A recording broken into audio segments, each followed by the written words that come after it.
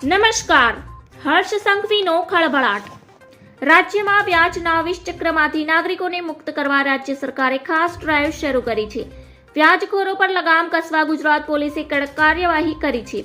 તારીખ 21 જૂન 2024થી રાજ્યના તમામ શહેર જિલ્લામાં નાણાં ધીરનાર અધિનિયમ 2011 હેઠળ સ્પેશિયલ ડ્રાઈવ શરૂ કરાઈ છે. ગૃહમંત્રી હર્ષ સંઘવીએ પત્રકાર પરિષદ યોજી, જેમાં તેમણે કહ્યું કે ગયા વર્ષે 841 કેસ કરાયા હતા, જેના આરોપી પણ પકડાયા છે.